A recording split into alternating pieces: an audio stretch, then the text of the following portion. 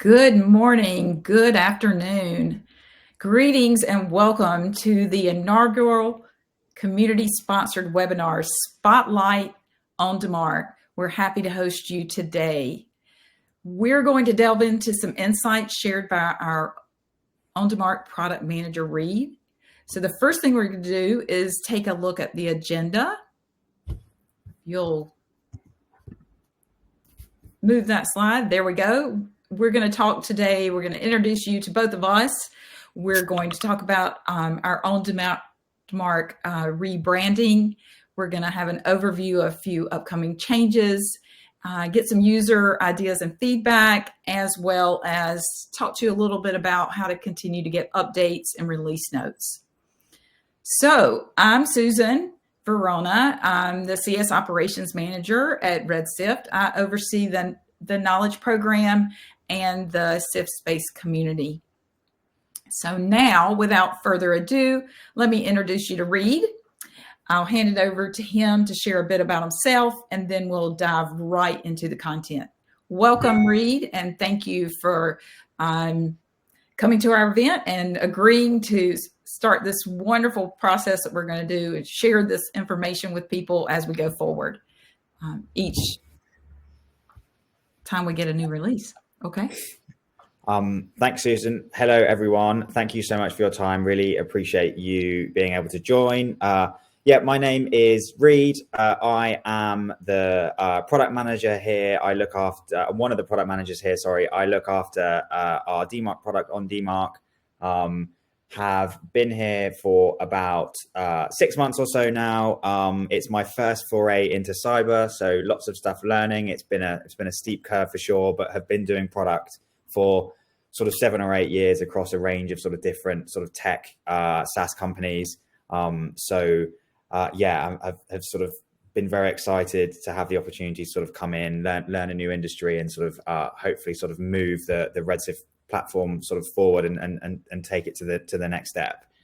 So I'm just going to hop back one slide slightly just to go through the agenda. So what we'll sort of cover today, we'll talk a little bit about sort of the rebranding and some of the sort of changes to the interface that you may have seen over the last sort of few weeks. I'll then also talk about sort of some changes that we've got sort of upcoming over the next sort of just pre-Christmas, and then sort of what we expect to sort of be delivering sort of early next year, early sort of Q1. Then would like to sort of open the floor up to ask some questions from anyone who's attending the call on any feedback that you have, any ideas, anything that you would like to see. We're sort of in the process of putting together a sort of longer term roadmap. So I'm really keen to make sure that I'm hearing sort of input from customers and making sure that we're sort of taking those needs into account. And then also we'll sort of cover a little bit about sort of updates and release notes. So there is a chat function in this webinar. So feel free if as I'm going along, if you want to fire questions into the sort of chat function, I'll keep it open, and sort of Susan's also going to keep an eye on it. So if you do have questions, feel free to sort of fire them away as we're going along. Don't feel like you sort of have to wait to the end. I'm happy to sort of jump around and answer questions as we go through. Hey, Reed, I implemented the emoji or reaction emojis. So if our audience would like to clap or send some type of thumbs up along the way, we'll take it. Okay. Yeah, look, it's fun. There you go. At least it's thumbs up and not thumbs down. Hey, it's a good start. That's a good sign. We're off to a good start. So the first thing that I wanted to talk about is some of the sort of rebranding changes. So as I'm sure most of you have noticed, there have been some sort of fairly big sort of visual changes in the products over the last few weeks. Part of that is to do with sort of a wider sort of organizational rebrand, but part of it is also sort of us trying to make a more conscious effort to sort of move our user interface forward. OnDMARC is obviously the sort of oldest product that Redshift have. So there are some sort of legacy sort of bits of the product. There are some legacy sort of design things that we wanted to sort of move forward and solve. we're trying to sort of always push on the design side to sort of keep things modern, keep things slick, keep things really sort of easy to use. And I would say that this is sort of the first stage of that. It is obviously a sort of bit of a facelift, but what we would really like to do is sort of follow it up with further changes that sort of improve the interface and the experience even further. Overall, I think the consensus has been that these are positive changes. Again, would love to hear anyone's thoughts if it's something that they feel like has sort of moved the product in the right direction, or maybe has not quite worked as anticipated. Don't feel, I think sort of constructive feedback is equally as valuable, if not more valuable, than sort of the positive feedback. So do let us know if you feel like there are parts that sort of maybe haven't worked as well, or we've made changes that have improved things in certain areas and maybe improved or not improved things in other areas. Like I say, I'm keen to sort of get that sort of honest and sort of constructive feedback. But yeah, really we sort of wanted to move towards a sort of slicker feeling interface. The other change that we've made is a restructuring of our like menu and our sidebar that helps you sort of navigate through the platform. Previously, it was a sort of list of sort of the individual features, which can be sort of slightly counterintuitive to navigate towards. We are trying to make a sort of conscious effort within the team, and hopefully you'll be able to see this by some of the changes I can talk about in a second, to be able to help our sort of customers navigate through the platform in a much easier way. So we felt that by sort of reviewing the menu structure and maybe grouping things into, a DMARC section, a BIMI section, an MTA section, would be slightly more intuitive to be able to use. We were slightly limited with what we can do because we haven't actually changed the sort of individual pages. So we had to sort of rejig what we had. And I think at some point next year, we will look at a restructure of the pages themselves to support those sort of improved flows. And there may be some further then menu changes that happen again to sort of tie it into a sort of a nice flow for a customer to sort of be able to navigate through. And I think what we'll try and do, and the great thing about sort of having these sorts of sessions, is I would really like to be able to sort of be validating as many of those changes as possible with customers beforehand to make sure that we are landing in the right places and making the right moves, because I appreciate that menu changes and stuff are fundamental to how you guys navigate through the product. So we'll be making a sort of conscious effort. Hopefully you'll be seeing my face slightly more to sort of validate and get feedback on these sorts of things in the future ahead of time. And then, yeah, so I thought I'd spend a little bit of time just talking about sort of upcoming changes. I've sort of highlighted three sort of fairly chunky things here that are either sort of in progress at various different stages. So the first thing is we are making some changes to our alerting functionalities.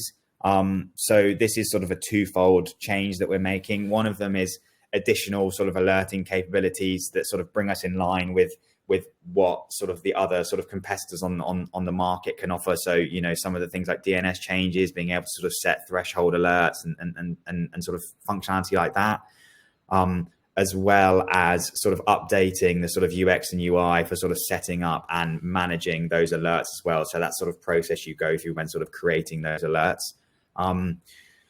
I've put it in red at the bottom here, but this is phase one. And the reason that we're sort of calling this phase one is because we are aware that there is a bunch of other sort of requests, a bunch of other sort of feedback that we've had from customers, feedback we've had from sort of our CS and our sales team, and sort of opportunities that myself and the engineering team have identified to sort of improve the notifications even further. It is a fairly large piece of work. So we've just tried to split it in a way that allows us to make some good progress on it in the short term, maybe move on to some other high priority items, number 2 and number 3 on this list, and then come back to notifications later. And if I call it phase 1, it is a reminder to me that there needs to be a phase 2. Sometimes in product management, it's easy to say, oh, we'll build this thing now, and then we'll come back to it later. And you never do. I've been guilty of it. I think every sort of product manager has. So it's more there as a reminder for us to sort of make sure that we come back to it, knowing that we have sort of chipped away at some of the sort of noise and feedback we're getting there, but there's still sort of more work to be able to be done. Secondly, is an executive dashboard. So we do have a screen at the moment called a performance overview that provides some sort of aggregate and summary information, but we're looking to sort of revamp that and give a sort of slightly more detailed detailed version of that screen with sort of slightly more information, a push to sort of be able to highlight areas of focus. And yeah, have a sort of clearer path towards goals, like pushing you towards the right part of the platform, whether that's sort of updating the sort of, updating the sort of policies that your domains are at, whether that's sort of configuration things that you need to look at, whether that's setting up alerts. But we want to sort of have a sort of jumping off point in the platform that allows you to sort of know where to look at and where to focus. At the moment, I think we are a little bit sort of reliant on you coming in and knowing what you need to do. And I would really like to sort of change that and be a bit more of a sort of a helping hand. And I think, we can help you out, whether you're a customer that has sort of a single domain or a couple of domains, all the way to, some customers have sort of hundreds or thousands of domains, and we'd sort of like to make it a screen that's sort of equally as helpful for sort of both sides of the coin. What I was actually hoping to do is show you this. We do have a sort of a design prototype. So if it's okay with everyone, I'm just going to switch my screen share and give you a sort of bit of a sneak peek into how this is shaping up. This is still in design, so there may be a sort of a few smaller tweaks that we try and make. But yeah, we're sort of hopefully in the right direction. Again, feel free if you want to drop comments in here or anything like that. If you have any feedback, happy to sort of discuss something on the call or sort of take it into account and sort of do a sort of separate follow up about it. But I am just going to cancel this screen and share a different one. Hey, Reed. Yes.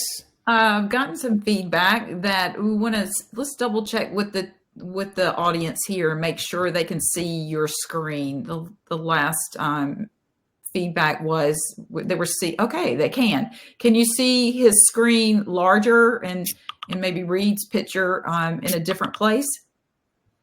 Not as large? Okay, great. All right. Sounds like we're awesome. In good shape.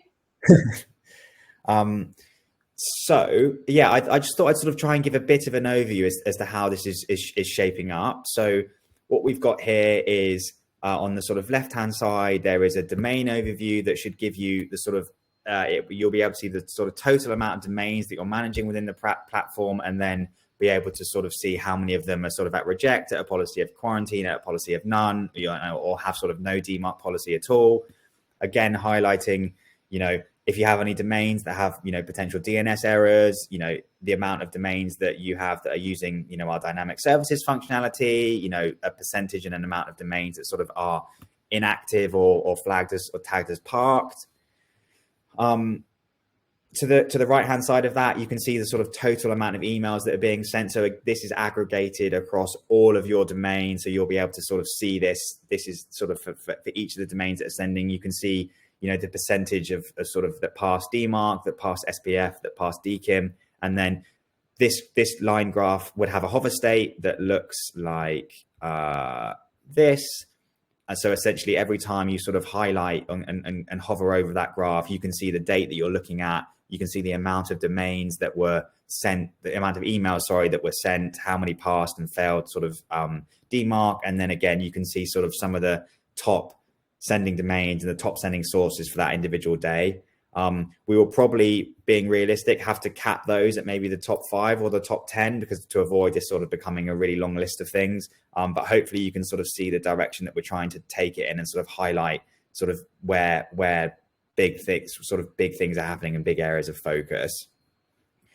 There are some other cards that we have as well. So one of them is sort of top sending domains. So you can see the domains that are sort of having the sort of sending the most volume. You can see the policy they're at. And then again, you can see the sort of compliance rates. So, in this example, 80% of that sort of past DMARC.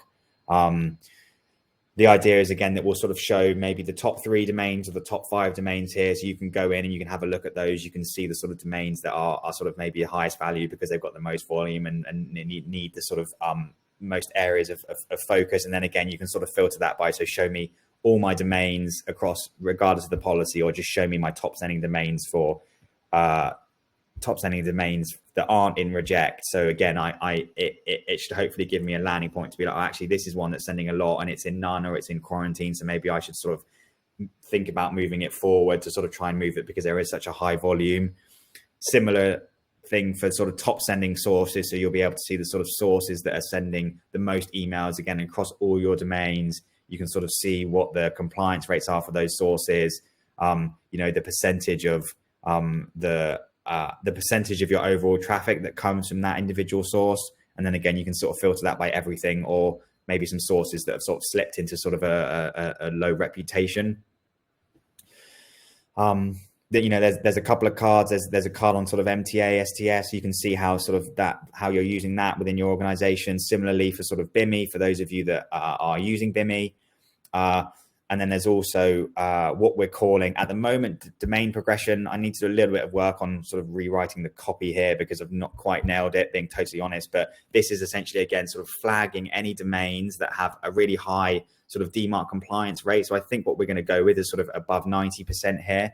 And again, that aren't in reject, that could be considered for progression into reject. So whether you're at quarantine or whether you're at none, again, just trying to have a little bit more of a sort of helping hand and giving you a nudge about sort of domains and areas to focus on. And so we can help you to sort of push those things in a slightly more sort of automated way. And yeah, then you'll be able to sort of filter this screen by certain tags or certain like groups of domains if you have those set up, as well as looking at this for sort of an individual domain. And then we have sort of a single domain view, which is here. So the screen will change slightly if you're looking at it for a single domain. Some of the cards are sort of less relevant and it will sort of shift ever so slightly for when you're looking at sort of a singular domain. So you can just sort of see again an overview for that domain. Cool. So sorry, I feel like I've really whizzed through that. I'm going to. There are a couple of questions, Reed. Yes. Do you see them? I do. I'm just having a look now.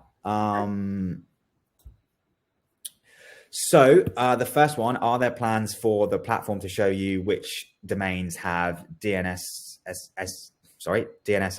enabled? Yes, there are. It's something that I can imagine will go in our roadmap for H1 next year. Being totally honest, I don't know where it lies in terms of priorities, because that's some of the conversations that we're having over the next couple of weeks to try and nail that sort of H1 roadmap prior to Christmas. But this is something that is in our backlog. We're aware of it, and I'm fairly confident we'll get tackled in the first half of next year. The second one, do you anticipate that you will offer DNS setup as a service? If so, at what cost?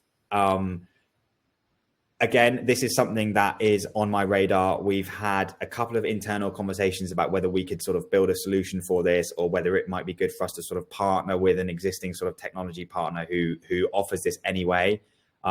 This is absolutely something that we will do at some point. Again, it may not be as early as H1 next year. It may be more like the second half of next year, but this is absolutely something that we will do because it's a key thing for us and a real opportunity for us to solve a key customer challenge. But because of the sort of technical complexity of some of it, it may be something that doesn't appear as soon as some other items that we have on our list.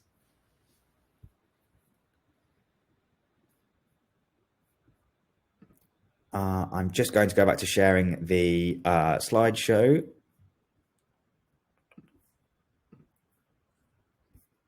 Can everyone see this one okay this time?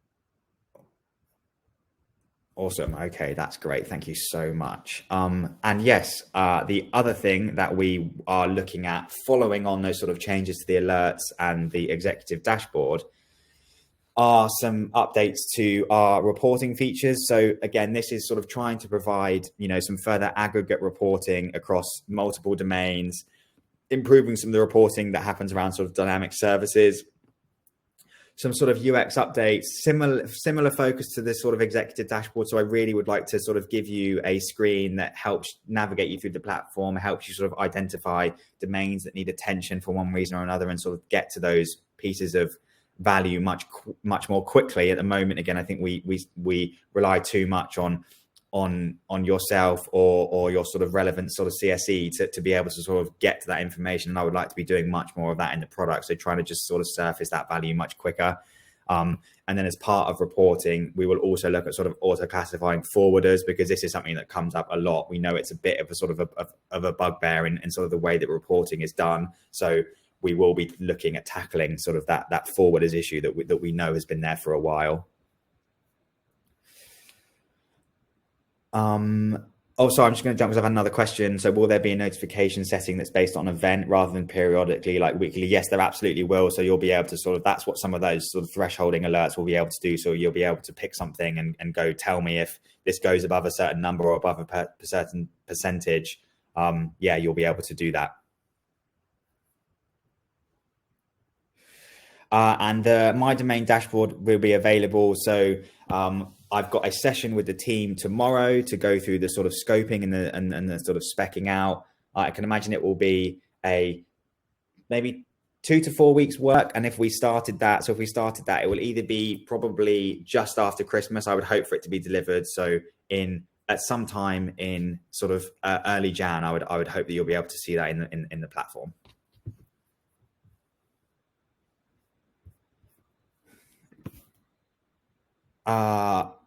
Yes, and then the last thing I really wanted to sort of open things up to is to sort of talk a little bit about if there are any big changes or updates that anyone on this call would like to see. So we have like I say, we're in the process of sort of putting together a roadmap for the sort of first half of next year. We have a reasonably good sense of what those first 3 months look like, and then the sort of 3 months sort of that are in Q2 are, I think, still sort of in the process of, we're doing some sort of product discovery and figuring out what our best options are there. But yeah, would love to be able to sort of hear from you on if you feel like there are any sort of significant changes, areas of focus, things that you feel like are missing that you would love to be able to see in the platform. You know, if you've got ideas on this, call, then fantastic. If you need to sort of send them over separately after, then equally that's really valuable. But we just want to make sure that everyone knows that we are doing and making a sort of conscious effort to sort of bed that customer feedback in, and that we're sort of really trying to focus on solving the challenges that you're facing, and sort of not just building features and solutions for the sake of features and solutions. Faisal, you're not allowed any requests.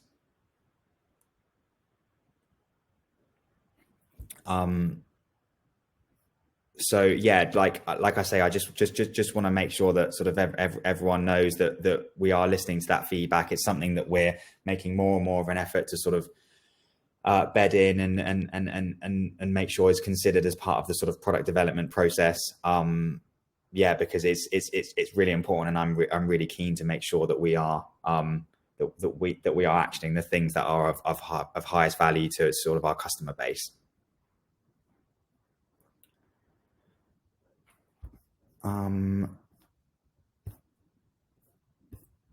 And the other thing, apart from that, is I just want to talk a little bit about sort of like release notes and sort of I'm aware that we are not doing we could be doing a sort of much better job at communicating with you guys on, you know, when there are changes, what they are, sort of giving it a sort of having maybe a sort of high level, you know, roadmap that we can share. So at least you have sort of an idea of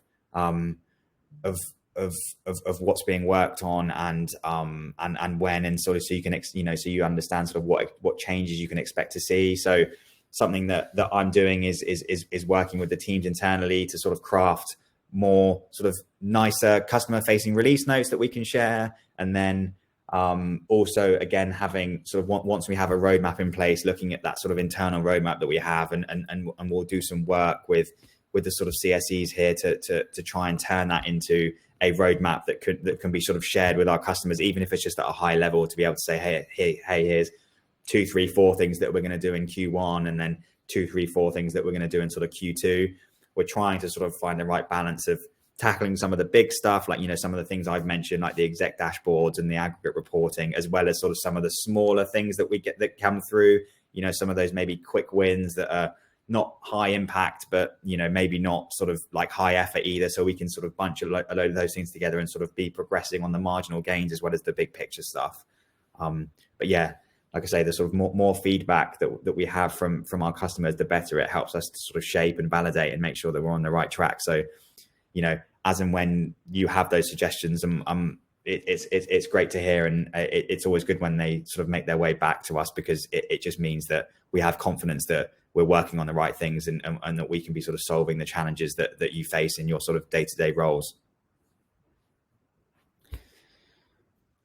Thank you, Reed. Doesn't look like we have any other questions right now, or any feature requests that came through on the chat here, but we want to talk to you about all the ways that you can reach us. And we're really putting a larger focus on our Sift Space community. We want you to come to our community. We want you to join the OnDMARC forum. And if you've visited there, I think most of you have, we have just a little screenshot here of the above. When you join or click the box that says engage with the Sifters, you'll see a list of product forum groups there. And all you have to do is look up in the kind of the upper right, and you can join the group. Since all of you are here now, I'll make sure that you're joined into the group. So one of the things that you'll find is that you'll stay in the loop for all the notifications, any of our scheduled events, upcoming sessions with Reed. You'll receive valuable technical tips from our CSEs and other technical experts at Redsift, as well as other product users. And we want to make sure you also know that this is a place where you can ask questions or provide feedback. And that allows other people to see what you're posting. And obviously you've dealt with communities before. When you upvote things, that tells us that it's important to you. And then if we need to, we can, of course, reach out with you one-on-one, or you can talk more with your CSE, or arrange the proper setting for you and your company to deal more with us. But for now, if you come up with other questions, post them in the OnDMARC forum. Reed is on hand to assist in moderating that particular discussion board. And like we said, your insights and inquiries are very valuable, and we want to really try to uptick the engagement there for you. We want to know what you want to know. If we're not giving you the right information, or there's a desire for you to learn more, see things in video, have certain topics for webinars, certain technical topics that you're interested in, both thought leadership or technical product related, we can arrange those events, and I'll help facilitate the right people to present to you. So I think maybe one more question came in. So let's double check. Yes. We just had a comment from Kevin. Thank you, Kevin. He says the onboarding and training for new users has been great, and he wants to thank Miles and Josh for their help. And he wants to know, is there any plan to enable a show learning either through Sift Space or formal certification? Yes. I'll circle back with our training lead, but we are providing certification for our partners right now. So based on that feedback and other feedback from customers, there is on the roadmap to provide some certification for our customers as well. So stay tuned for more of that, and we'll be sure to post any updates around that topic as well. But thank you, Kevin, for your feedback. Okay, it's 11:29. I think we're at time. If there's not anything else that you have, again, Reed, thank you.